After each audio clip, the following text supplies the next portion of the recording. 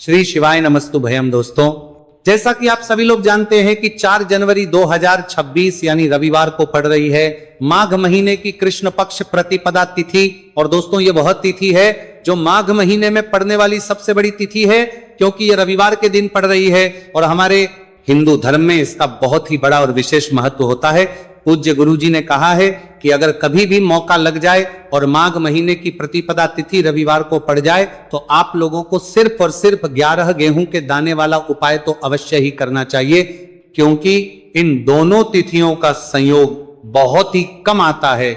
इसी के साथ दोस्तों, गुरु जी ने कहा है कि जब भी माघ महीने की प्रतिपदा तिथि पड़े तो आप लोगों को सिर्फ और सिर्फ 11 गेहूं के दाने वाला उपाय तो अवश्य करना।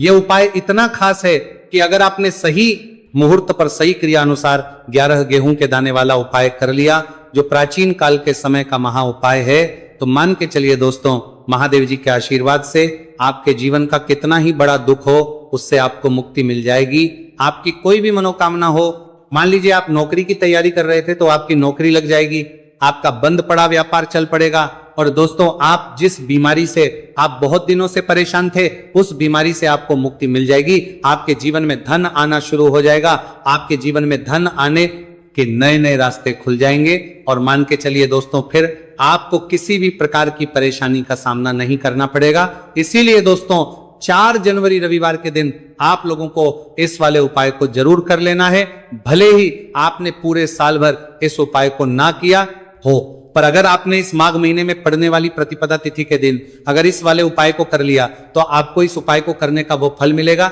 जिसकी आपने कभी भी नहीं करी होगी। इसीलिए आप लोग इस गेहूं वाले उपाय को एक बार जरूर कर लेना, ताकि आप लोगों के हाथ से यह मौका ना जा सके और आपको इस उपाय को करने का फल मिल सके।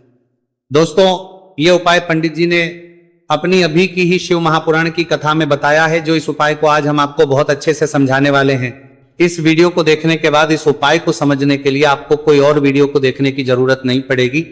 तो दोस्तों, इस उपाय को आपको कैसे करना है, कब करना है, कहां पर करना, और उपाय को करते समय आपको किन किन गलतियों को नहीं करना है और आपको किन किन बातों का ध्यान रखना है, यह सारी जानकारी हम आपको इस वीडियो में देंगे। तो चलिए भक्तों, उपायों को शुरू करते हैं। अगर आप भी चाहते हैं कि महादेव जी का आशीर्वाद आप पर सदैव बना रहे तो वीडियो को लाइक करें, चैनल को सब्सक्राइब करें और कमेंट बॉक्स में हर हर महादेव जरूर लिखें। और अपने फायदे के लिए, गरीबी दूर करने के लिए इस वीडियो को पूरा देख कर जाना। यदि आज आपने वीडियो को बीच बीच में से देखा, काट काट कर देखा, तो जीवन में आपको कभी सफलता हासिल भी नहीं होगी। दोस्तों, ये 4 जनवरी रविवार प्रतिपदा तिथि का दिन ये इतना खास होता है, इतना महत्वपूर्ण होता है। देखा गया है कभी कभी बड़े बड़े पूजा पाठ अनुष्ठान से जो मनोकामना पूर्ण नहीं होते, वो 4 जनवरी रविवार के दिन एक छोटे से उपाय करने से ही आपकी मनोकामना पूर्ण हो जाती है। अब हम समझते हैं इस वाले उपाय को हमें करना किस समय है। इस 11 गेहूं के दाने वाले उपाय को हमें माघ महीने के रविवार के दिन करना किस समय है। तो देखिए, इस उपाय को करने का जो समय है वो सुबह का समय है और शाम का समय है। अब देखिए, यहां पर हम मुख्य रूप से सुबह का समय नहीं बोलेंगे, क्योंकि 4 जनवरी रविवार प्रतिपदा तिथि का दिन है और इस दिन प्रदोष काल के समय का बहुत महत्व होता है। बाकी अगर सुबह के समय भी करेंगे तो भी अच्छा होगा, उसमें कोई भी दिक्कत वाली बात नहीं है। तो चलिए जानते हैं इस विशेष उपाय के बारे में। लेकिन उससे पहले एक प्रार्थना, अगर आप इस चैनल पर नए हैं तो आप इस वीडियो को लाइक करें, चैनल को सब्सक्राइब करें और कमेंट बॉक्स में आप अपनी राशि या अपना नाम जरूर डाल दें, क्योंकि हम राशि से भाग्य भी बताते हैं और भाग्य में चल रही परेशानियों को दूर करने के लिए वह आसान से आसान उपाय भी बताते हैं।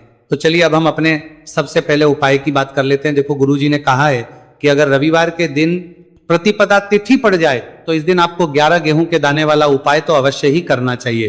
देखो, ये उपाय यदि आपके जीवन में कर्जा बहुत अधिक है, आपके जीवन में संकट बहुत अधिक रहते हैं, आपके ऊपर बहुत अधिक विपदा आ रही है, बार बार आपको अपने व्यापार में और अपने धन में हानि देखने को मिल रही है कि आपको प्रत्येक कार्य में हानि हो रही है, तो आपको यह उपाय करना चाहिए। देखिए, इस उपाय के लिए आपको 11 गेहूं के दाने आपको लेने हैं। ठीक है, 11 दाने लेने के बाद में आपको जरूरत होगी चावल के दानों की। 11 चावल के दाने और 11 गेहूं के दाने, और चावल के दाने खंडित नहीं होने चाहिए।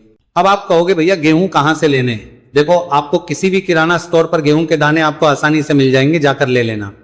ठीक है ना, 11 गेहूं 11 चावल के दाने लेने हैं। साथ ही साथ आपको एक तांबे का लोटा है और उस तांबे के लोटे में आपको जल भरना है। जल आपका खुद के घर का होना चाहिए, मंदिर का नहीं होगा। अब आप ये सब सामग्री लेकर पहुंच जाओगे महादेव के शिवलिंग के पास में शाम के टाइम पे। प्रदोष काल में देखो, जब आप ये उपाय कर रहे हो तो अपना फेस रखना उत्तर दिशा, नॉर्थ डायरेक्शन की तरफ। अब यहां पर जो मैं आपको क्रम बताने जा रहा हूं ना, उस मेरे क्रम को बहुत ध्यान से सुनिए।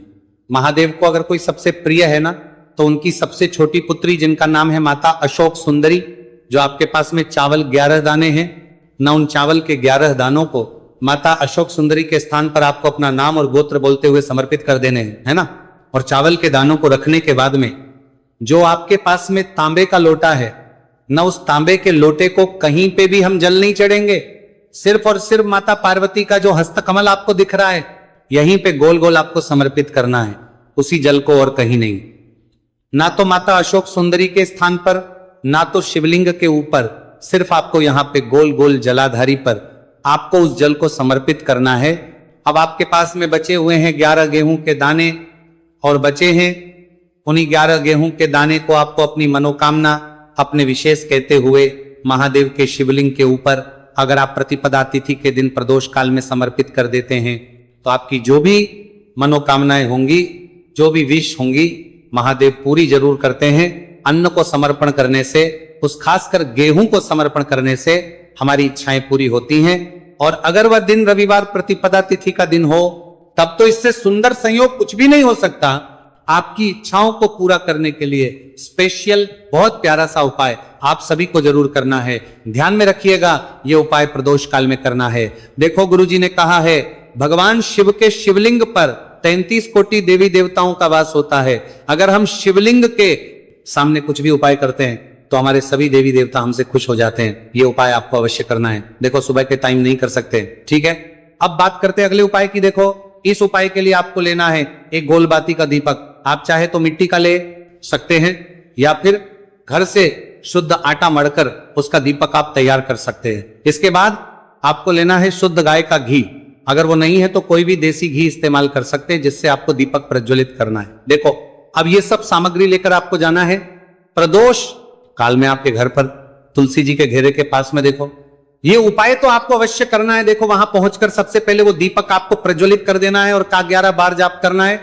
उसके बाद आपको अपने सीधे हाथ में थोड़ी हल्दी लेकर उस दीपक में अपना नाम और गोत्र बोलते हुए डाल देना है। उसके बाद माता लक्ष्मी से आपको प्रार्थना करना है कि हे महालक्ष्मी, हमारी सभी दुख तकलीफों को दूर करो। हे महादेव, हमारे सब दुख कष्टों को खत्म करो। इस भावना से आपको यह उपाय करना है। चलिए, अब बात कर लेते हैं दूसरे उपाय की। दोस्तों, आप सभी जानते हैं कि रविवार प्रतिपदा तिथि का दिन समर्पित होता है भगवान महादेव को, या कि माता पार्वती को प्रतिपदा तिथि का दिन समर्पित होता है। और जब भी हम शिवलिंग के ऊपर कोई भी उपाय करते हैं तो इससे हमें एक साथ भगवान महादेव की और माता पार्वती की कृपा प्राप्त हो जाती है। देखिए दोस्तों, गुरुदेव ने बताया है कि रविवार के दिन किया जाने वाला यह सबसे खास और सर्वश्रेष्ठ उपाय है। 7 चने की दाल लेनी है। देखिए, आप 7 चने की दाल भी ले सकते हैं या फिर 11 भी ले सकते हैं, 21 या फिर 108 चने की दाल ले सकते हैं। यदि आप 21 चने की दाल लेते हैं तो यह आपके उपाय के लिए अत्यधिक सर्वोत्तम होता है। तो इस प्रकार से आप कम से कम 7 चने की दाल ले सकते हैं और अधिक से अधिक आप 108 चने की दाल ले सकते हैं। अब देखिए, इसी के साथ में आपको मात्र 1 लोटा शुद्ध जल लेना होगा तांबे के पात्र के अंदर अपने ही घर से, और साथ ही में आपको मात्र 1 से 2 गू के टुकड़े भी लेने हैं। देखिए, रविवार प्रतिपदा तिथि का दिन भगवान महादेव को होता है। आपको ये जो सारी सामग्रियां हैं इन्हें लेकर के पहुंच जाना है भगवान शिव के मंदिर में। इस उपाय को आप सुबह से लेकर के शाम तक किसी भी समय में कर सकते हैं, लेकिन यदि आप शाम के समय इस उपाय को करते हैं तो यह उपाय आपके लिए और अधिक सर्वोत्तम होता है। तो यदि आपको प्रदोष काल के समय में मिल जाता है तो फिर आप प्रदोष काल में भी कर सकते हैं, या फिर आप पूरे ही दिन में किसी भी समय इस उपाय को कर सकते हैं। शिव मंदिर पहुंचने के बाद सबसे पहले तो आपको दक्षिण दिशा में बैठ जाना है। उत्तर दिशा की तरफ आपको अपना मुख कर लेना है। लेकिन यदि शिवालय में भीड़ है, शिव मंदिर में भीड़ है, तो फिर आप किसी भी दिशा में बैठकर इस उपाय को कर सकते हैं। तो देखिए, सबसे पहले आपके पास जो गुड़ के टुकड़े हैं, जो आप गुड़ के टुकड़े लेकर के आए थे, उन्हें आपको शिवलिंग के सामने ही, जो आपके पास एक लोटा जल है, उस पात्र में आपको ये गुड़ के टुकड़े डाल देना है। इसी के साथ में आप जो चने की दाल लेकर के थे, चाहे आप 7 चने की दाल लेकर के आए हैं, 11, 21 जितने भी आप चने की दाल लेकर के आए हैं, इस चने की दाल के ऊपर आपको जो आपके पास गुड़ वाला जल आपने तैयार किया है, इसमें से थोड़ा सा जल आपको इस चने की दाल पर डाल लेना है। अब देखिए आपके पास जो गुड़ वाला जल है, इसमें से सबसे पहले थोड़ा सा जल आपको श्री गणेश जी वाले स्थान पर समर्पित कर देना है। श्री शिवाय नमस्तुभयम इस मंत्र का जाप करते हुए फिर थोड़ा सा जल आपको श्री कार्तिकेय जी वाले स्थान पर समर्पित करना है। श्री शिवाय नमस्तुभयम इस मंत्र का जाप करते हुए फिर थोड़ा सा जल आपको माता अशोक सुंदरी वाले स्थान पर भी समर्पित करना है। श्री शिवाय नमस्तुभयम इस मंत्र का जाप करते हुए फिर थोड़ा सा जल आपको माता पार्वती के हस्त कमल पर समर्पित करना है और आपको श्री शिवाय नमस्तुभयम इस मंत्र का जाप कर लेना है। अब देखिए दोस्तों, आपके पास जो सा जल और शेष बचेगा, इसमें से आपको केवल थोड़ा सा जल शिवलिंग पर अर्पित कर देना है और अंत में आपको उस पात्र में थोड़ा सा जल और शेष बचाना है। पूरा जल आपको शिवलिंग पर अर्पित नहीं करना है, अंत में आपको थोड़ा सा जल और शेष बचाना है। अब देखिए, आप जितनी भी चने की दाल लेकर के आए हैं, अगर आप 7 चने की दाल लेकर के आए हैं तो आपको 7 बार श्री शिवाय नमस्तुभयम इस मंत्र का स्मरण कर लें। यदि 11 चने की दाल लेकर के आए हैं तो फिर आपको 11 बार इस मंत्र का जाप करना है।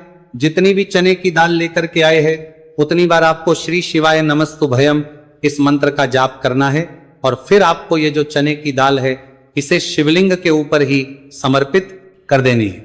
लेकिन आपको ये चने की दाल बृहस्पतेश्वर महादेव का स्मरण करते हुए ही शिवलिंग पर अर्पित कर देनी है और आपको अपनी मनोकामना को भी बोल देनी है। आप जो भी मनोकामना है, चाहे वो धन प्राप्ति को लेकर हो, नौकरी से संबंधित हो, विवाह से संबंधित हो, या फिर आपके मकान जमीन जायदाद से संबंधित हो, चाहे ग्राहक्लेश से संबंधित हो, या फिर किसी भी प्रकार की जो मनोकामना है उसे आपको बृहस्पतेश्वर महादेव से परिपूर्ण करने की प्रार्थना कर लेनी है। और इसके बाद आपके पास जो पात्र के अंदर थोड़ा सा से जल और बचा हुआ था, इसे भी आपको धीरे धीरे भगवान शिव की पर ही अर्पित कर देना होगा। श्री शिवाय नमस्तुभयम इस मंत्र का जाप करते हुए पूज्य गुरु जी कहते हैं कि माघ महीने का रविवार प्रतिपदा तिथि को जो भी व्यक्ति इस प्रकार से ये चमत्कारिक उपाय कर लेता है तो उसकी